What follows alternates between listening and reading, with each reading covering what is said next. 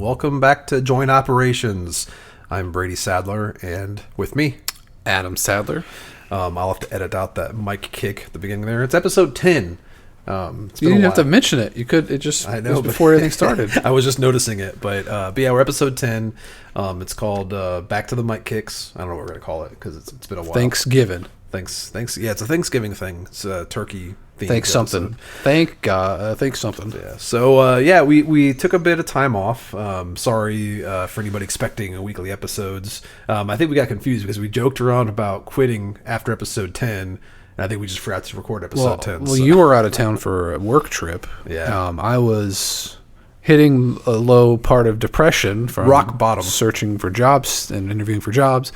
And also, yeah, just not sure if people are, wanting to listen to this. So kind of, you said that, and you might be fishing for reviews or something, but I've gotten several comments and messages about people expecting episodes. So apologies. But yeah, we weren't sure setting off doing this, whether or not it would matter if we fell off schedule because we didn't expect to have a huge audience right away or anything, which we don't really. Thanks for anybody who was listening, but also we don't really have a format yet. It's kind of just it started off, hey, let's do a podcast about Kill Team, but now it's let's just have a Kill Team or a podcast about Kill Team and other stuff. No, I think it started off adjacent to Kill Team, but we're like, well, we like Kill Team enough and there's enough stuff going on, but it's been kind of a lull. I mean, they have new teams coming out.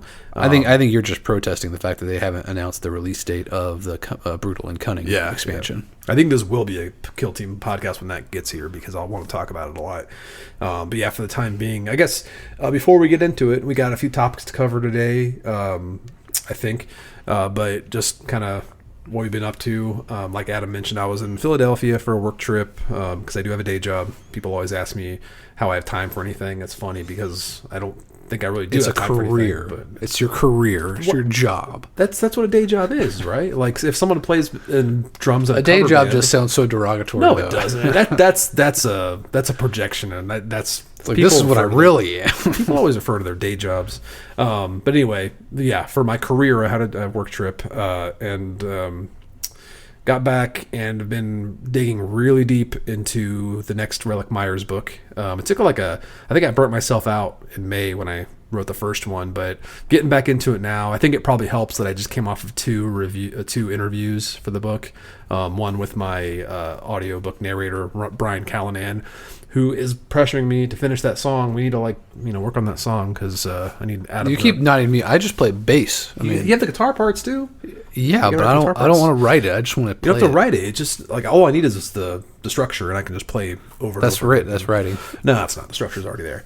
Anyway, so yeah, I had that interview. Then I was featured on I will be featured on the Body Bag podcast, which is a horror movie review podcast. Oh, I thought it was like a bodybuilding podcast. No, I'm not quite there yet. I have been exercising quite a bit. I've been getting back into working out. And I think I have to credit my productivity with Relic Myers, my writing, with getting back into physical activity because I was not working out at all this year.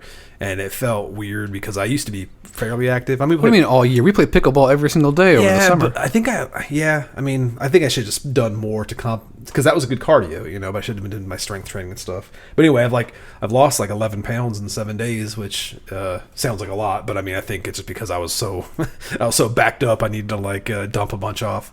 I think I found those 11 pounds, and I'm doing a pretty good diet right now because I had, my doctor visits. When you get in your 40s, you get these doctor checkups. It's oh, you have elevated blood pressure, you got high triglycerides or something. So I'm trying to cut all that out and maybe get off some medications. But so far, so good, and it's making me more productive. And I had a theory back in college that the more things I took on, the more projects I was doing, I felt like I was just more productive overall. When you're bored, it's addictive where you don't want to do things and you just kind of compile not doing things and you just get nothing done. But if you start taking on these little projects working out and taking your fitness and your diet a little more seriously, and everything else starts to be a little more restrictive too, and just kind of keeps you hungry, I guess. I don't know, but it works for me. So that was my last few weeks. Is it my turn? No, I'm going to keep talking. My last week actually came the long agonizing job search actually came to a satisfying conclusion on Friday. I was offered a job as That's me popping the champagne. As a software engineer at a local company. Now this is bittersweet because it's a job and it actually pays me better than my last job that laid me off, so it's great. But it is a hybrid role, which means I'm going to the office a few days a week, which most people might think that's no big deal. But I've been working from home since like 2014, like for a decade now. And I love working from home. I'm way more productive. I like the freedom of working when I need to work and getting stuff done in the times I don't have to work without having to commute, sitting in traffic. So that's gonna take some getting used to. But I'm excited about the job, so that's good. It's a day job, so it's a day job, but it is an exciting role. It's kind of like a startup, sort of, but it's an established company, so it's like a startup division in an established company. So it's new and exciting. I like the people there. The interview process was great, so I'm excited. And also, maybe I'll stop talking about job stuff now on the podcast. So great for everybody, I think. Yeah, I don't have to bum you guys out anymore. Yeah, job hunting sucks.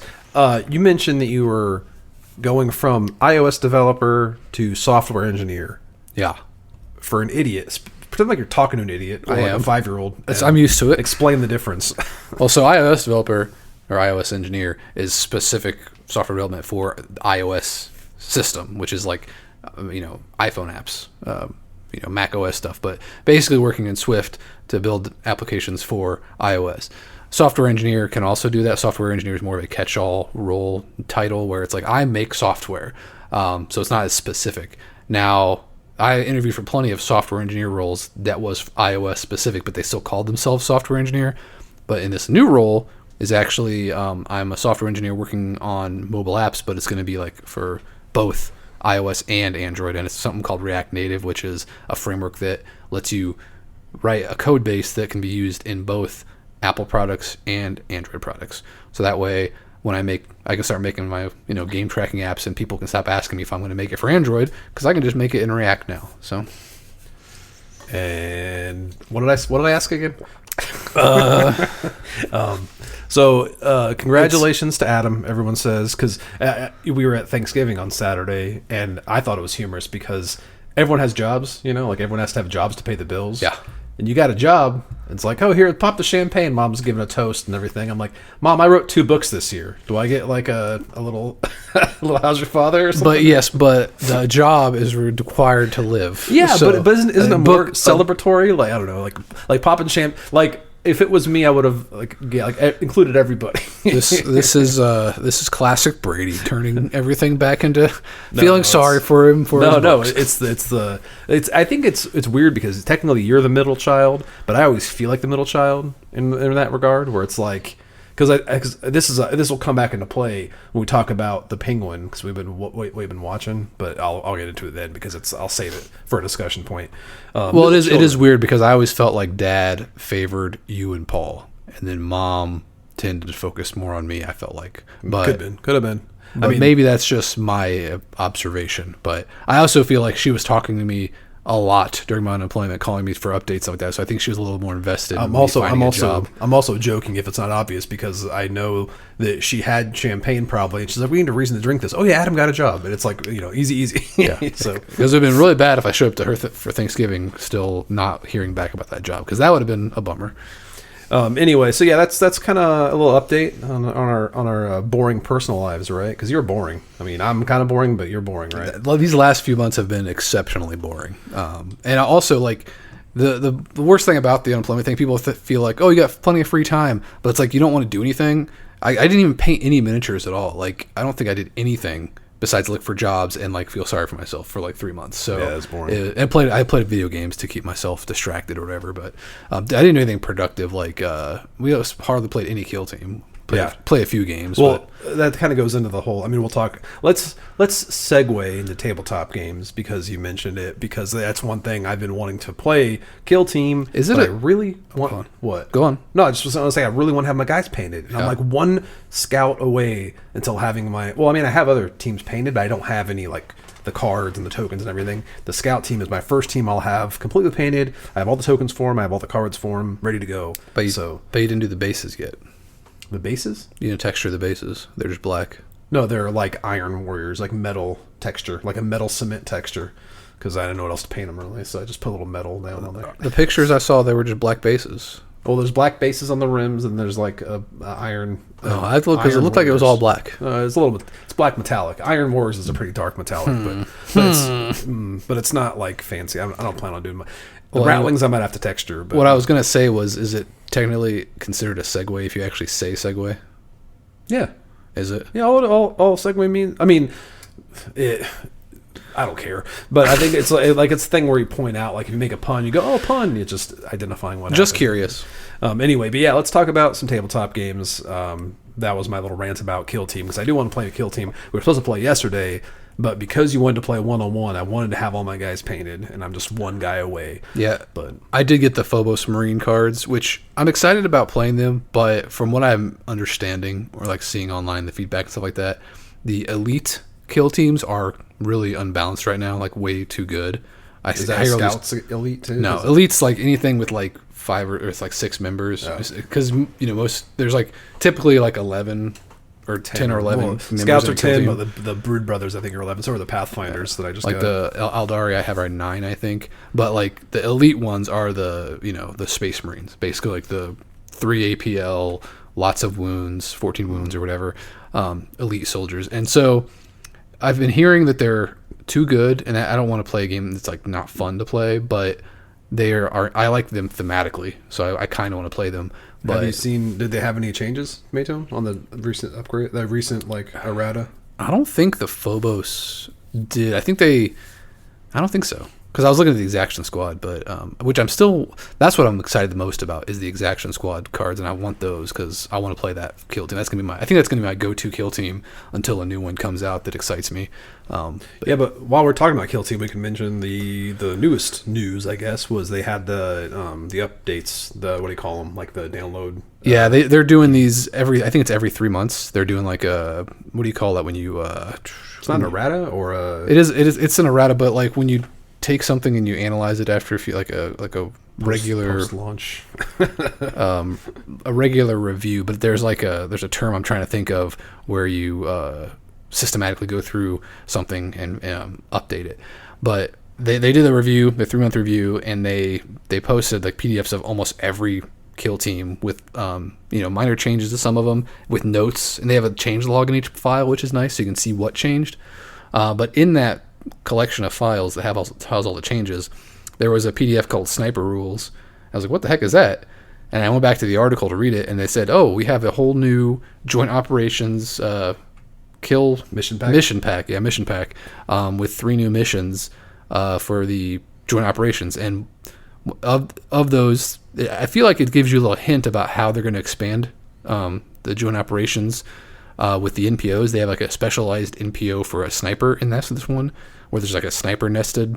And they use the holiday rattling model as like the example of a sniper, which I have coming. So I think we're gonna play that once I get that sniper model because it looks really cool. I want to have a reason to use it. But from what I saw, it looks like it's got a little narrative too, where there's like this 3-part little story of you're trying to get through this city with a sniper up in this perch, and you're trying to get to him to take him out.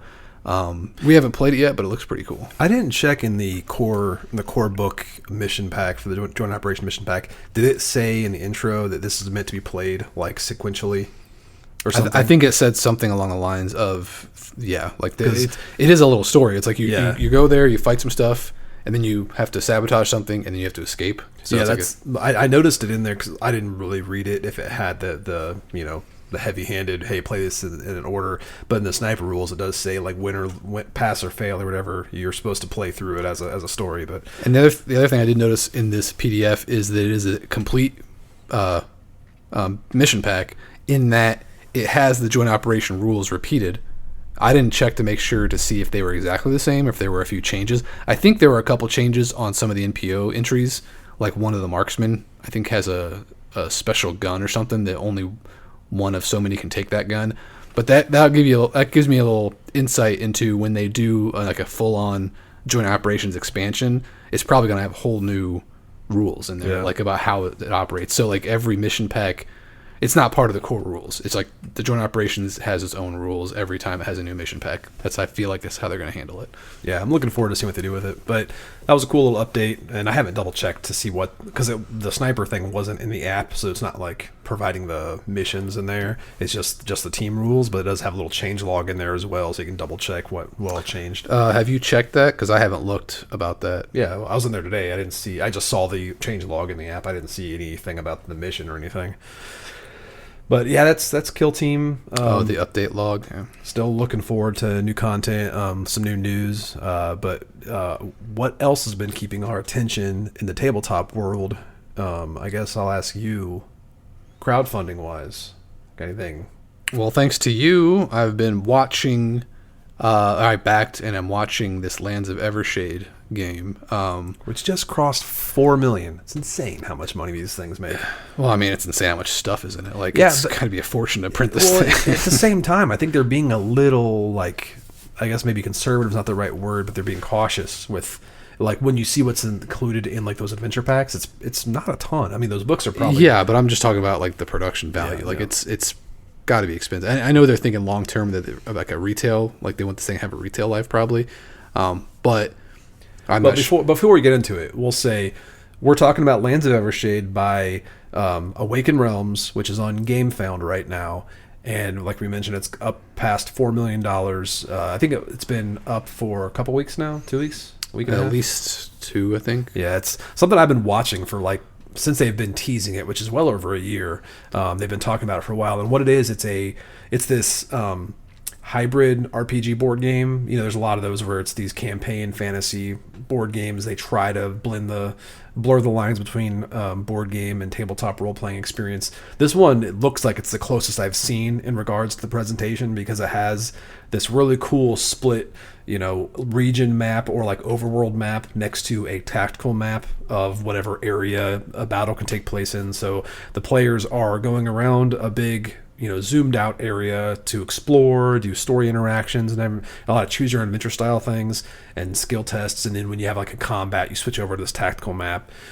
So that's kind of like the high level pitch, but it's just like a lot of RPG elements. There's a player's handbook to build your character. Just a very beautiful game. I'm super stoked for it. That's actually the first thing that, like, okay, so I'll admit that when this thing launched, I knew about this thing for like a year. I think they put they've been teasing it for a while. So, and I just kind of wrote it off because Awakened Realms has a lot of big boutique style board games, and I'm just not a fan of the overproduced miniatures. Like, I don't know the word to say, but they're just like way too detailed for my taste. I like much more I don't know, utilitarian models. Like, I don't know how to explain it, but it's very statuesque. Is that the word? Where it's like very like a statue as opposed to just like a game piece. Lots of like filigree details, like little tiny like bits of, like, you know, imagine like a blanket versus like a lace doily or something. Like, I'd rather have a blanket.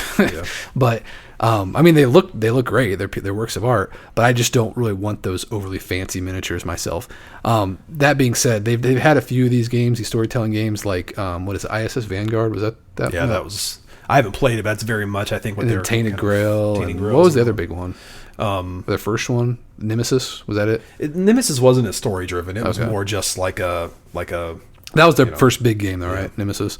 I think they've had a few of these games. So when this was Lands of Evershade was announced, I didn't really pay much attention to it because I was kind of turning away from, you know, crowdfunding games anyway, because I was just so sick of backing stuff and then getting excited about it and then sitting around for a year waiting for it to come out and then move on to other things before you even realize, oh, it showed up. And plus, they always do like all these releases all at once, so you like, get a big box of tons of stuff. It's overwhelming to, like, you know, churn through, or it's like 2 years worth of content. Consume. I think Marvel United probably like tipped it over for me because there's just so much stuff all at once.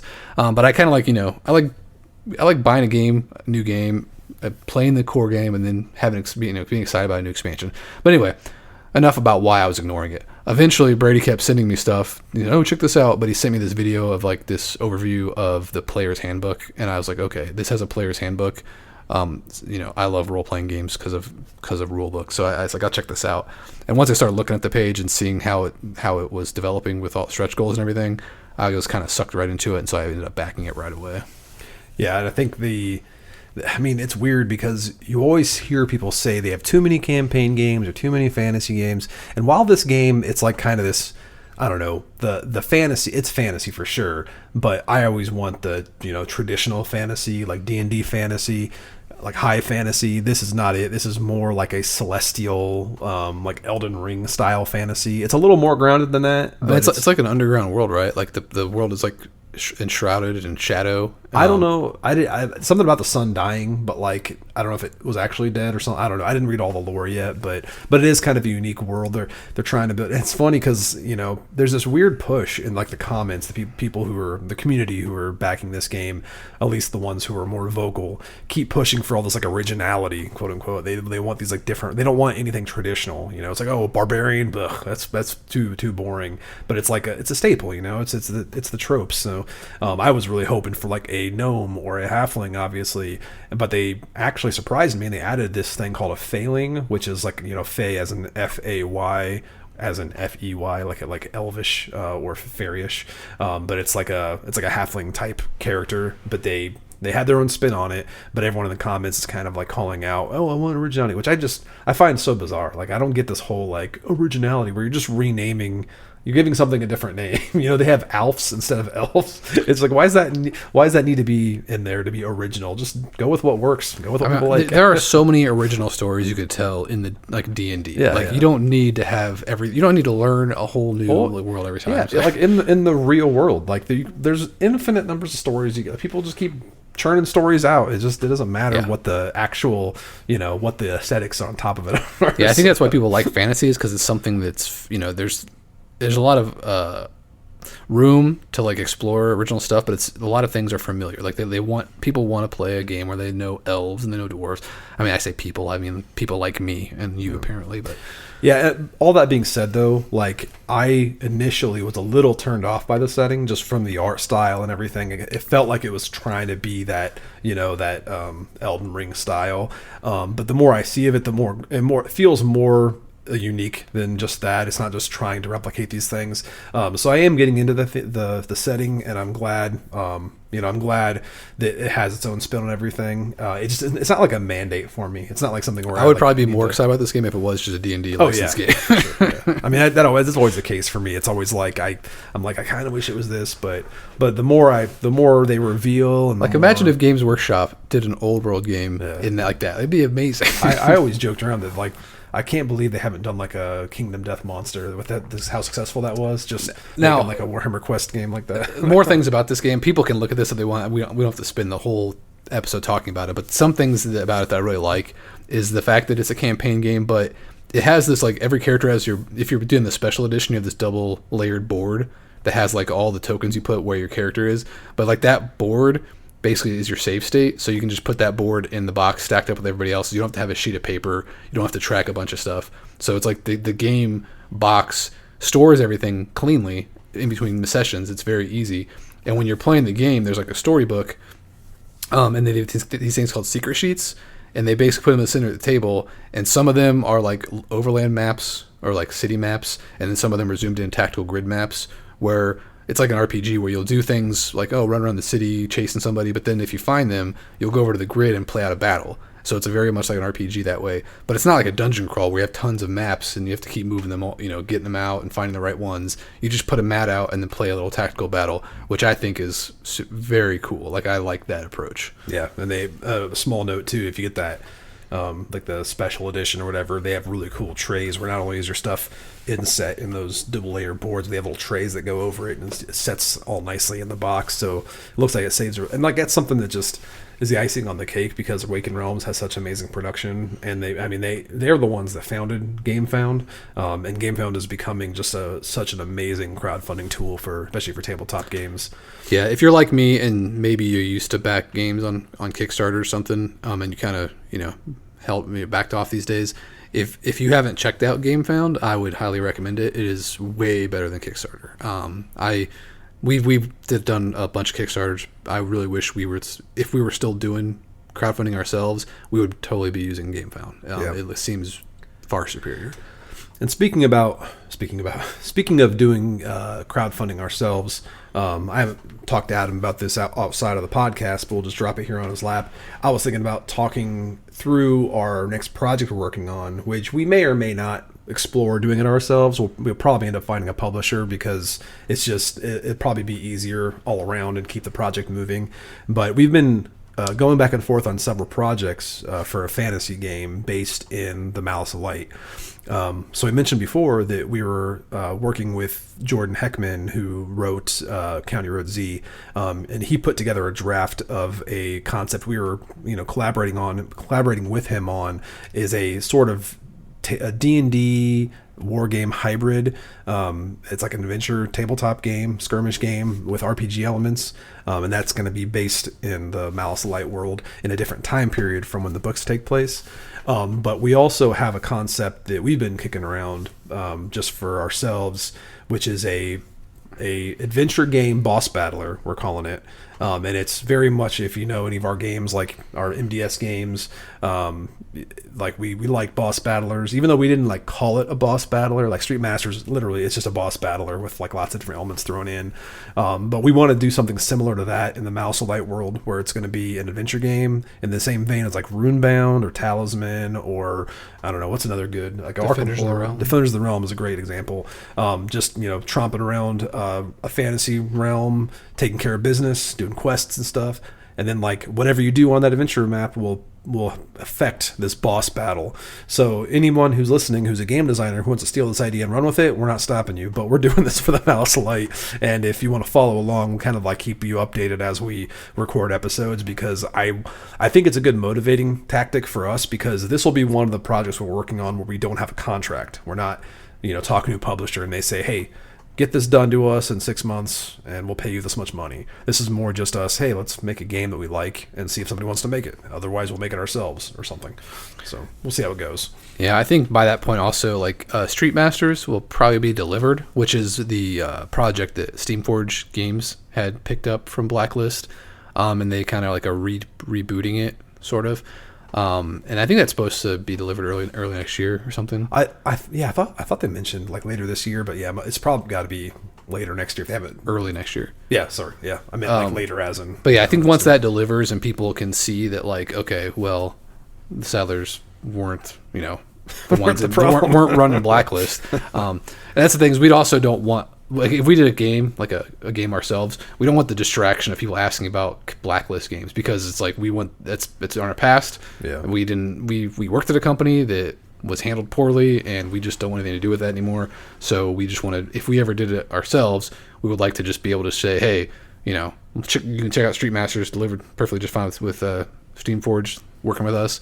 So if we do something in the future, hopefully it'll be like, it won't be there won't be a distraction talking about Blacklist stuff anymore. So yeah, and this is on top of, we're still, I should mention too, we're still working with Richard Lanius on the Relic Myers board game, which is really exciting for me, because getting into the next book right now, which I'm about, I'd estimate I'm probably 15% through the first draft. I'm hoping to kick it up in gear and finish it before the end of the year, because that'd be really nice for me, so I can focus on the next Malice Light book, first thing 2025. But yeah, Richard's got a lot of backlog stuff, because we just got Freedom 5. Well, we haven't gotten it, but he just got Freedom 5. That's going out to backers right now. That was the last game we designed with him. So he's fielding questions for that, getting through ideas. Maybe we'll see more content for that. I don't know. I don't know where he's. I'd like to actually play the game. Yeah, so. I like to get my hands on the copy and then play it. But yeah, that's kind of like that's a good summary of our tabletop stuff. As far as playing stuff, I did manage to. I was playing something recently. Oh yeah. I played Tiny Epic Defenders, and I think it really pumped up my excitement about fantasy adventure games. And anyone who's not familiar with Tiny Epic Defenders, it's a really cool little small box game, very fun, very elegant. But I think it's the best of the Tiny Epic series. There's a lot of Tiny Epic games out there, but Defenders and Zombies are the two best, I think. So, video games, I think, is the next topic in question, right? Because I could go on for a while in video games, but you go ahead first. I've actually been playing some single player stuff. I played through Dragon Age Veilguard. I kind of plowed through that with the whole unemployment thing, where had a lot of free time. Did we play that like when we did the last episode, or is that? I think I mentioned that I got it. Okay, so yeah, So, pretty much since we've been gone, you've just been playing that. Yeah, I played it. I played the game a lot. It was a really fun game. I really enjoyed it. And not nearly as much as my wife. She just plays it over and over again. She's beat it like twice now, I think, but she just has to play every character, every path. She's, I would say, obsessed. But I had fun with it. I had some issues with it, but nothing major. I thought the combat was really fun. But after I beat that, I was looking for other things to play, and I was tempted to grab Jagged Alliance 3 that was on sale, which I still might. I don't know. Like, it's on sale until December or something. But it's like a tactical commando style game, but it's multiplayer. I think it'd be kind of fun to play that co-op. Yeah, I enjoyed that Metal Gear Solid Tactics, but I don't really feel like playing it. Because like when I'm playing it solo, it's like a lot to manage. That game's just lots of little systems in it. It's just lots it's a little too much. It looks all cutesy, and I was like, oh, it'd be a simple little tactical game, but no, it's really tactical. And then I also finally got around. I played Octopath Traveler on Switch quite a while ago, and I really enjoyed it. I thought it was really fun. And then I got that Triangle Strategy, I think it was called, which is kind of like a Final Fantasy Tactics style game that Square did in that same You played vein. that? Yeah, I beat it. On what? Switch. I don't remember. I have it. I remember people talking about that on social media, but I don't remember. Yeah, it was pretty good. But I saw on Game Pass a while ago that Octopath Traveler 2 was there. I was like, oh, sweet. I love that game. I can play it on Game Pass. So I downloaded it, and it had been sitting in my library for a while because I was playing other games. I decided to finally start that up, and I'm in the middle of that right now, and I really enjoy it. If you haven't played Octopath Traveler and you are a fan of like old Final Fantasy, like JRPGs is the term. JRPG, it is fantastic. It is such a great like spin on those classics. It's got a great visual style. The combat is very fun. Lots of cool systems. It's got a job system where you can have two. There's 8 characters in the game. Each have their own class, but then there's also secondary classes, so you can mix and match your characters. So you have a cleric, you can give him a secondary class as a warrior and make him like a warrior priest, which is my kind of thing. But anyway, very fun game. Highly recommend it. If you have not played Octopath Traveler, check it out. And I can say so far I'm about 25% way through the sequel, it's almost just as good. Speaking of JRPGs, I was actually checking out a game that's I'm pretty late coming into this because I know it's been popular for a while, but they just made Genshin Impact on Game Pass. I think it was on Xbox for a while, but like I think maybe it just came to Game Pass, or I don't know what it was. There's some update or something because my daughter was super excited because she'd been waiting for it for a while. So when she downloaded it, I was like, I'll check this out because I remember the idea of it was pretty cool. I'm not a huge anime fan because it's not. I don't know. It feels very anime-ish, even though it's probably more classified as just JRPG. That kind of. Isn't JRPG like just turn-based by definition? Though? I mean, maybe. I always think of the aesthetic, but maybe you're right. Maybe it is just turn-based. I never looked up the definition, but I always assumed the JRPG concept was like Final Fantasy. It might be because I just see stuff like when there's like a pixely looking like aesthetic on a tabletop game, they call it JRPG. But anyway, so I'll look it up while you're talking. So yeah, this Genshin Impact is very aesthetic wise, it's very JRPG, like Legend of Zelda, Breath of the Wild type look. Big open world, tons of characters. You play as like a protagonist who is either male or female, siblings. You choose which one you want to be when you start. And I've only just now got into this where it's like you rank up the world. You have an adventure rank, and you have character levels as well. But your adventure rank determines a lot about your world that you're in. So you can eventually play multiplayer if you get up to like rank 16. I'm only rank like 7. So I wanted to play multiplayer with my daughter, see how that was. But when I was talking to my buddy and I researched a little bit, apparently it suffers the same problem that State of Decay 2 has. So when you play multiplayer, you can join somebody's world and you can romp around and you can go get resources. but you can't really progress the game. You can't play like story quests and stuff. So that's kind of a bummer. But at the same time, a lot of the resources in your world are time based. So if you clear out a bunch of rare resources and you can't get them for a while, you can jump into somebody else's world and kind of go clear out theirs as well. So there is a reason to play multiplayer, but it is kind of a bummer to hear that it's kind of limited. The AI overview definition of Japanese role-playing games are story-driven games with large-scale adventures, set characters, and linear gameplay.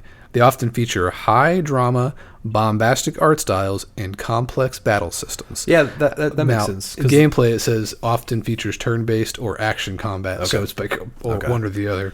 But it also says that the term JRPG was originally used to differentiate between RPGs developed in Japan and the West. However, as technology has evolved, it's become easier for developers to make games inspired by their favorites, so the term JRPG does not have the same meaning as it did in the early 2000s. It makes sense. So we don't really know the meaning of it, but that's kind of what I think of when I see the aesthetics for a game, because like it's anime inspired, Final Fantasy looking, but I just think of like JRPG. But as far as like what the game is, the reason I was pulled into it because it's a fantasy game, but it's a third-person action RPG, so it's like hack and slash, overworld traveling, and just it's got a bunch of cool stuff. The game is gorgeous, like the landscapes are great.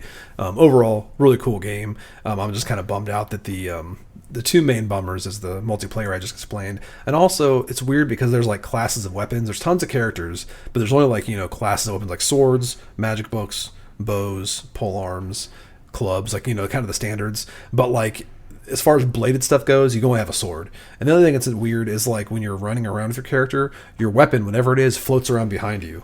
Like it's not part of your body, it just floats around. Like it just makes sure, uber pass. It's in like a magical sense where it's like they're just following you around, but it's like why do they? And it's only there when you swing. If you don't swing, you just walk around as a character. But once you pull your sword out, like once you sheath it, it goes back to your back and just kind of floats there. It's bizarre. I don't like that. This is not even close to that, but it's about items in that Octopath Traveler. There's weapon categories like sword, dagger, axe, and it assigns to like weaknesses that enemies have, and one of them is staves, which is honestly like bludgeoning, because you can get like a mace or a warhammer, but it's like the shape of a staff. It's just really weird. It's like, why not just have bludgeoning? And then staff is a bludgeoning. It's weird.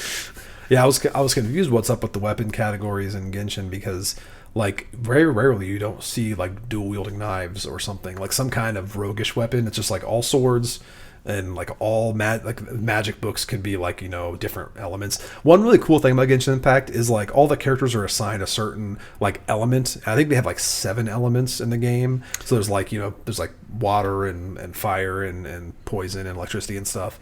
So whatever your like element is, you can draw on certain features in the world. So if you're playing as like the fire guy and you come across an unlit campfire, you can like shoot it with a fire arrow and it lights up and you can cook stuff on there. Or if you're like fighting a bunch of wet enemies, or like let's say you're fighting enemies and you hit like a water stone and it sprays water on them, you can pull out your ice guy and do your ice thing and freeze them all.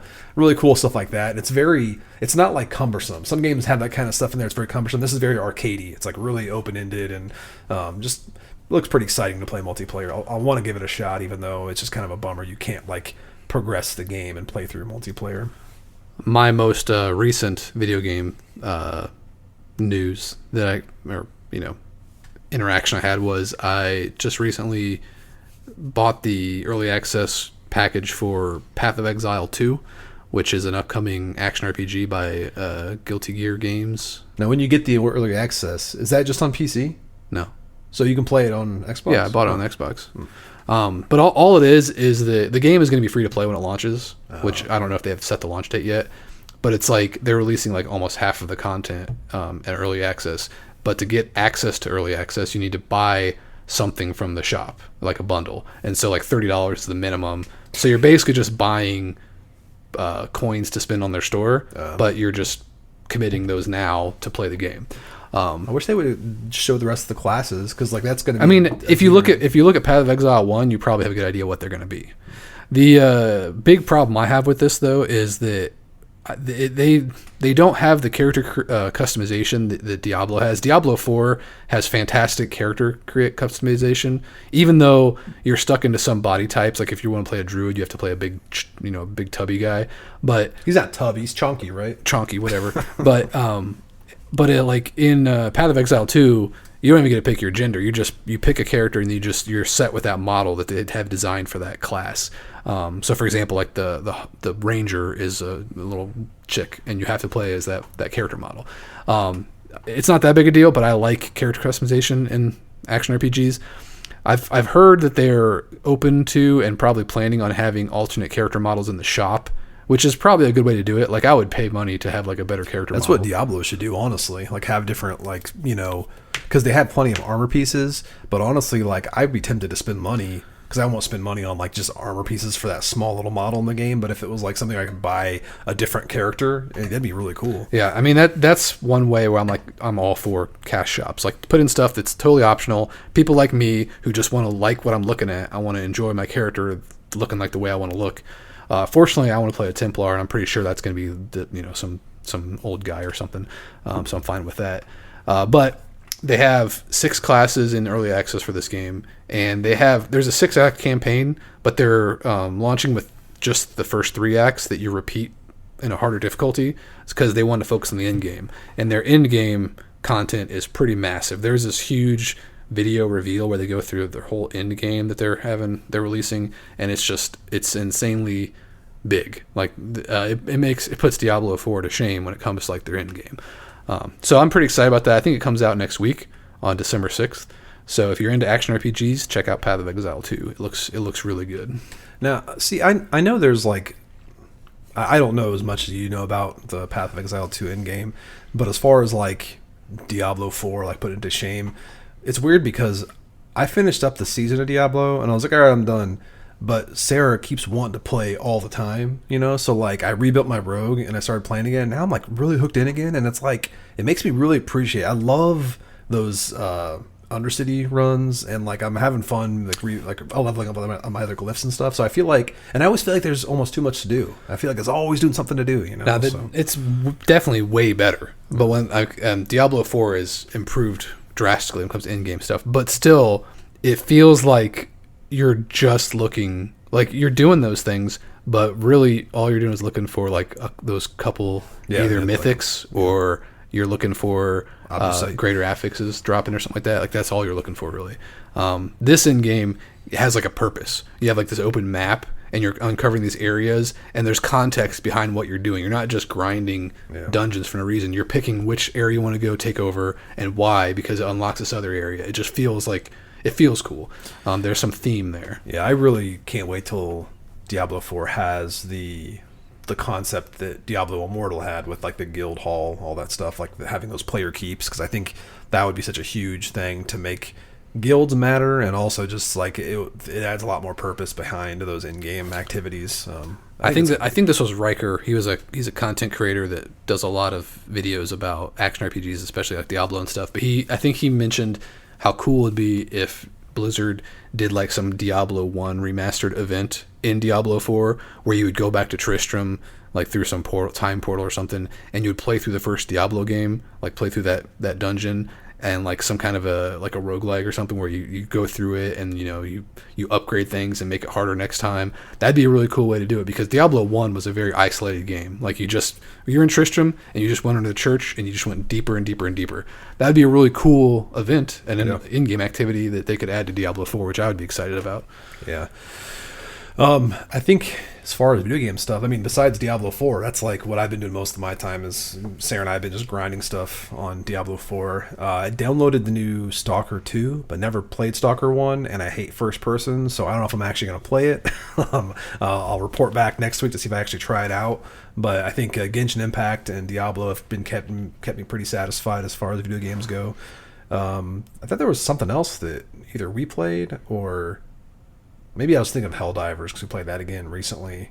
I thought there was something else we played because we haven't played much Space Marine. I mean, together? Or so, yeah, I thought it was something. Well, played Rumble. Yeah, I mean Rumble's the raids, but I think that's pretty much it. But I have plenty of stuff I've been watching. So before we get into that, what have you been reading? Stuff you've actually been reading something, haven't you? Haven't you? I've been listening to something. That's reading. Audiobooks are reading. I'm tired. Side tangent. Do you understand why people do this? They're like, do you think listening to audiobooks counts as reading? Why wouldn't that count as reading? if you're blind and you can't read, if you're not reading Braille, you're going to listen to the audiobook. That's still reading, right? Yeah. People are so elitist about it. It's weird. I don't get it. I guess it does feel like a little more passive, but if it's your only option, I think that's different. Yeah, but you know as well as me, you can read stuff and not retain it. You can just read it and like forget what you read. It's the same with listening. It's same with listening to audiobook. You can listen to it, and if you're not paying attention, you got to rewind it and check it out. I mean, it happens to me. I'm gonna listen to Stephen King's It. That's what I was gonna talk about because. Go ahead. You don't interested in what I was going to talk about? Go ahead. I forgot. I got on a rant, so go ahead. I finally got around to starting an audiobook. Actually, because Brady forgot to give it to me. He gave me a physical copy of his book, the second book in the Mouse Light series. When I get made fun of everywhere I go for giving people my books and stuff, I tend to forget to give. You did give me the thing is you gave me the book, but now you made me forget the name of the book. What's the name of your second book? The Withered Roots. The Withered Roots. That's it. So I had a copy of the physical book, and I just haven't, I just haven't been in the mood to pick up a book and read it. So I said, give me the audiobook. I'll listen to it in the car.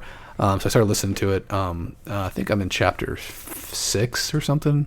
It's weird because it kind of goes fast when you're in a car, but then it's like you didn't realize just how slow it is to actually say the things in a book. I read faster than I listen.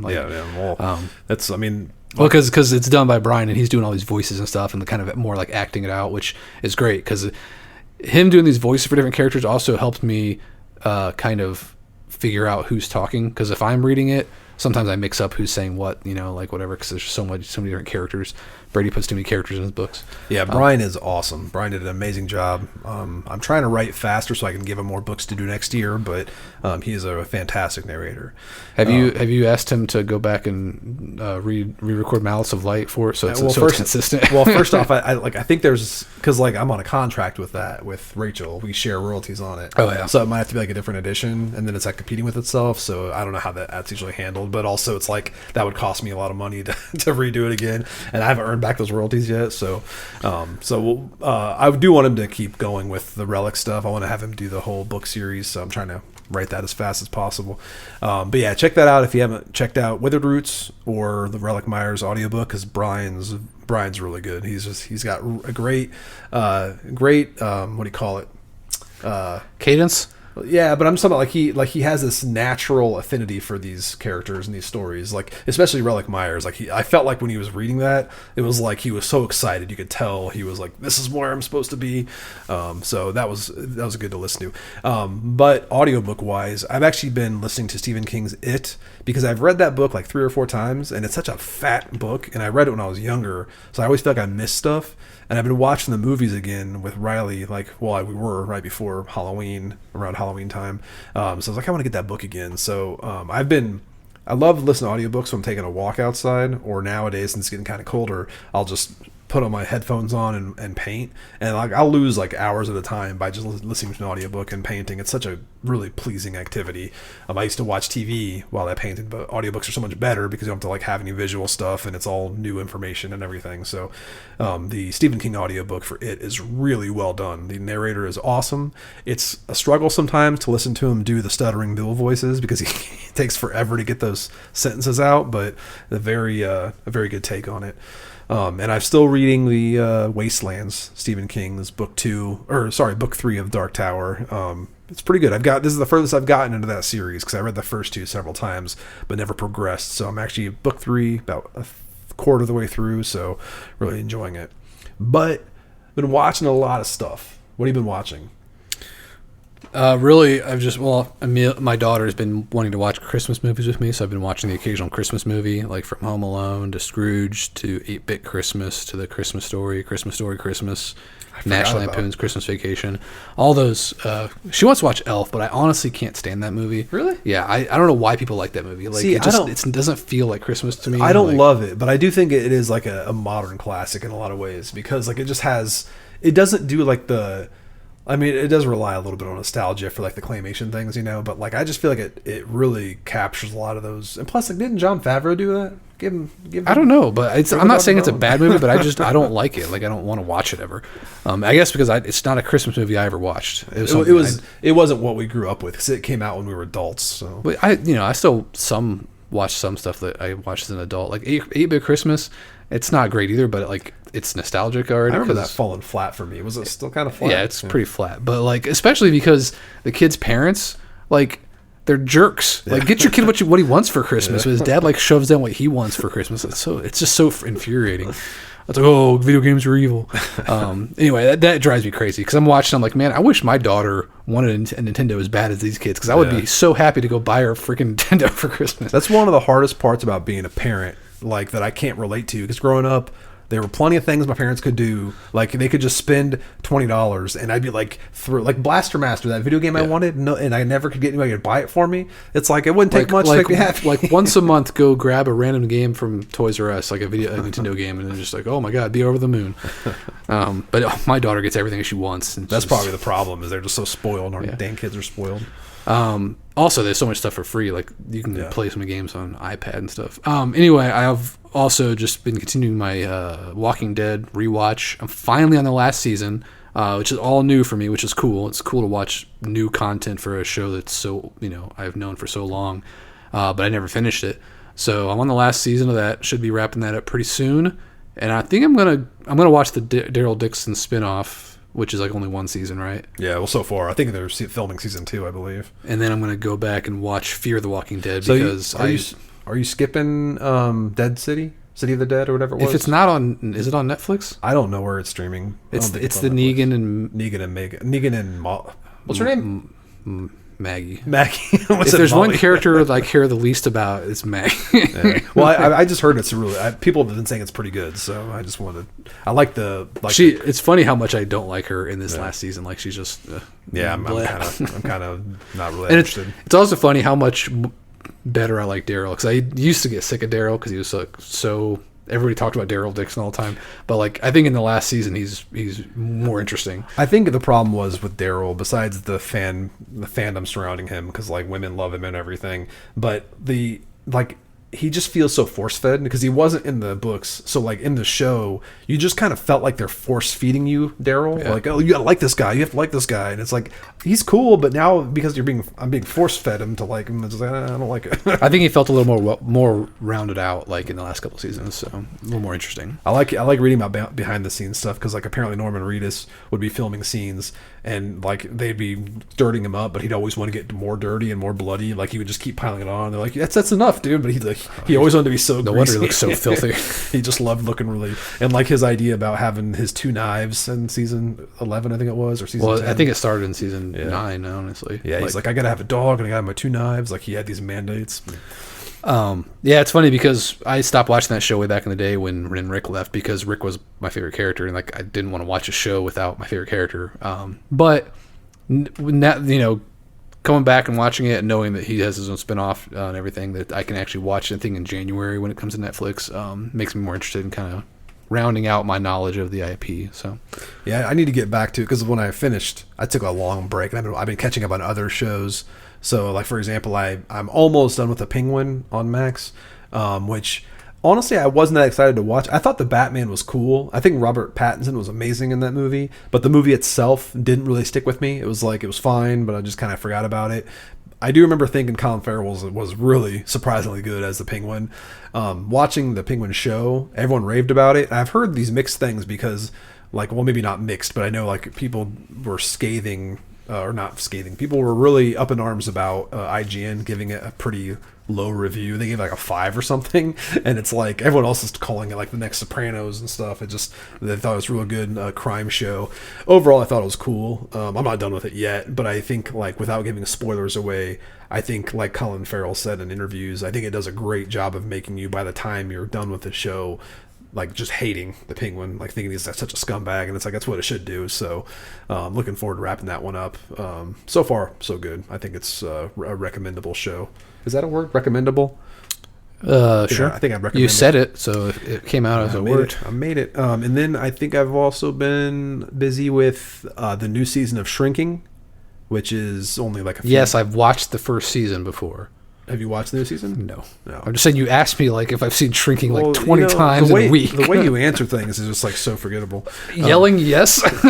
And also on Apple TV Plus, I've been watching the new season of Silo, and somebody summed it up pretty well for me, because season 1 of Silo, it was like half and half. Half of the episodes were so good, and the other half were just so like, why is this in the series? Like, this is not even necessary to be in the season. It just felt like a filler or something.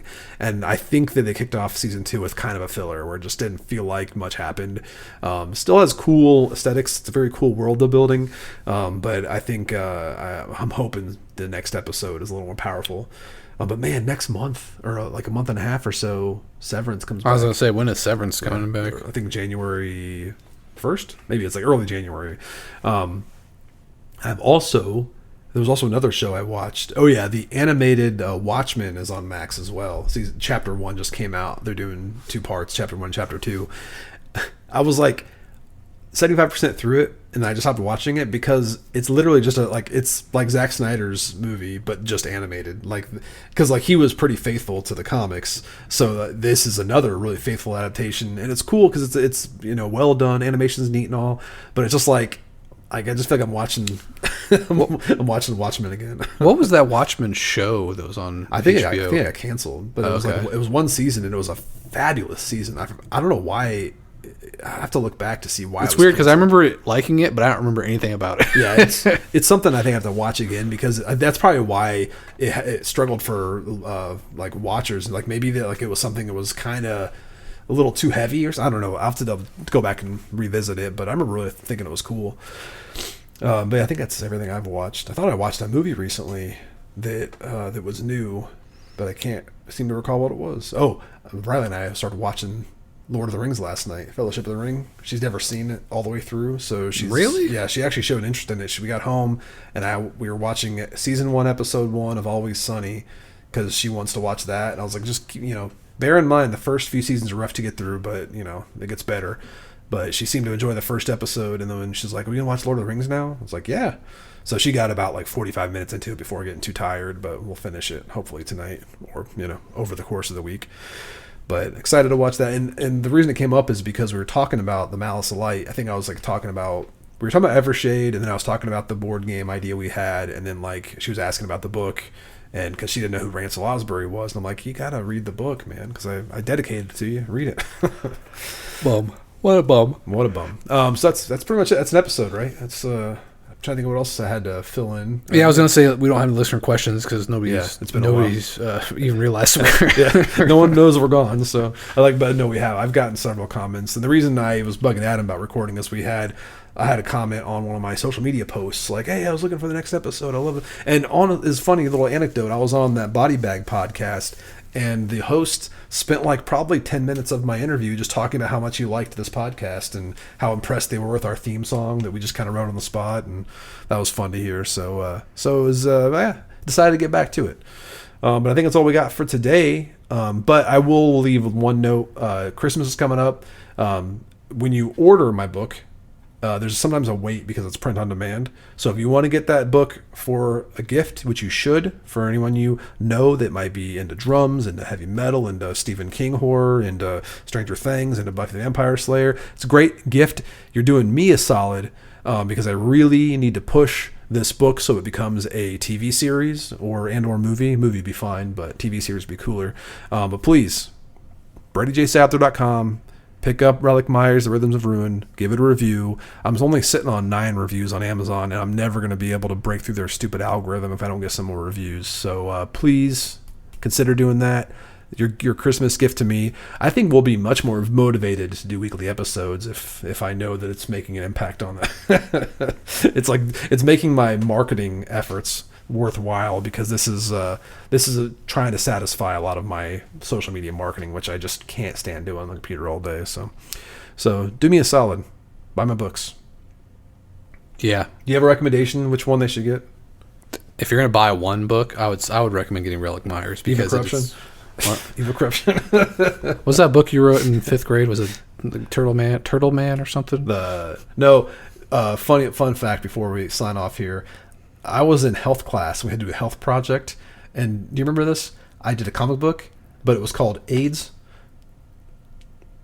I don't remember. It's about I drew like a crime drama. It was like two cops, and they were chasing down this killer in the sewers. It was a woman who had a syringe full of her blood that had AIDS, and she was giving everybody AIDS in the city because it had to be about like something we learned in class. And I was like terrified of AIDS for some reason because they taught it so much in the 90s. But like thinking back, I wish I still had that. I think I erased a lot of the content and like rewrote the text to make it something more acceptable, and I gave it to somebody as a gift. But oh yeah, I gave it to Brian Howard, our neighbor. You gave him AIDS? I gave him my AIDS comic. I think I changed it to like just law or something. I don't know, but that was my first work of literature. I think was the AIDS comic. Don't buy that one. I would buy Relic Myers. It's a fun read. I think anybody can get into it. So yeah, please everybody, just if you have a couple bucks to spare, or even if you just want to like buy it as a random gift Christmas present for somebody in your family. Yeah, when somebody would like it. Yeah, here's the thing: is I talk to my kids or talk to my what do you want for Christmas? You don't know. If they don't know, you pick for them, and you pick for me. Give them me for your gift. So appreciate it. All right, we're done. I'm done trying to sell my stuff. Sail it away. Sail away. Thanks for coming out, everybody. Happy Thanksgiving. Happy Thanksgiving.